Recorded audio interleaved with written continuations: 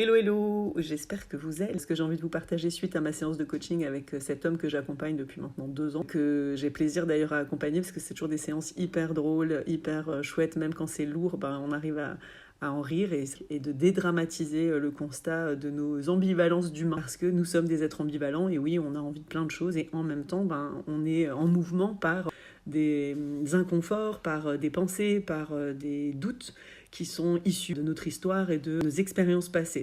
Et ce qui était intéressant, c'est de voir qu'il me partageait son état du moment, ce qu'il explore, ce qu'il vit, ce que la vie lui amène.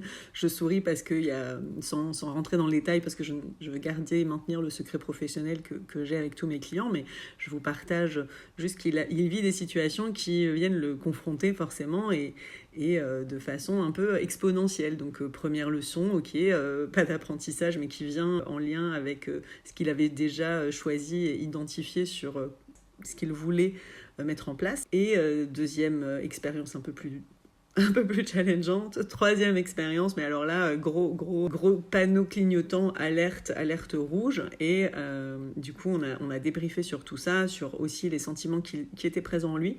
C'était hyper intéressant parce qu'il me partageait sa fatigue du moment. Il est manifestor, donc en Human Design. Donc pour ceux qui ne connaissent pas l'Human Design. Donc l'Human Design, c'est un outil de développement personnel où je me suis formée il y a quelques années, qui permet de savoir quelle est notre énergie de naissance et un peu les gros challenges qu'on a à traverser.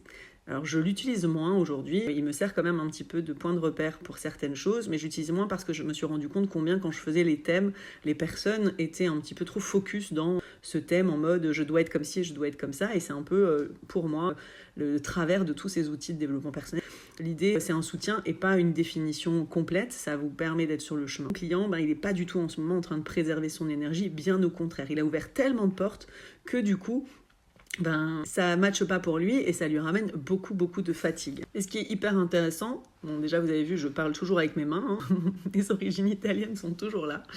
Ce qui est hyper intéressant, c'est de voir d'où il part pour agir et qu'est-ce qui fait qu'il a dispersé comme ça son énergie, parce qu'il y a un fonctionnement et une croyance qui fait qu'il doit agir, et donc à outrance, pour aller dans ce qu'il désire et donc vivre ça. Et il ne part pas, ou en tout cas pas assez, et c'est ce que l'invitation du jour, c'est ça, donc de se recentrer, de ramener de la conscience sur ce qu'il désire, de revalider ses choix, et d'impulser la foi et l'énergie de la confiance, et de quelque part lâcher le faire pour être dans l'être. Et donc, j'en parlais avec une autre de mes clientes de cette histoire de faire et d'être. Et si vous êtes abonné à mon infolettre, j'en ai parlé, je crois, il y a 2 semaines, de revenir dans l'être et de qu'est-ce qui me met en mouvement à l'intérieur de moi, et qui me fait être pour agir, au lieu d'agir un peu par l'extérieur et de répondre à des choses extérieures, parce que souvent, quand c'est comme ça, on répond par une notion soit de peur, soit de manque de confiance, et soit d'agitation, dans la précipitation, alors que l'idée, c'est d'impulser les choses de l'intérieur, de prendre soin de ce qui est là, de ce qui a besoin d'émerger, et de le mettre à l'extérieur, et donc d'agir à partir de ça. Et c'est pas du tout le même chemin. Voilà, j'avais envie de vous partager tout ça, je vous souhaite un beau mercredi, et je vous dis à bientôt, et n'hésitez pas à partager ce que ça vous raconte, tout ça.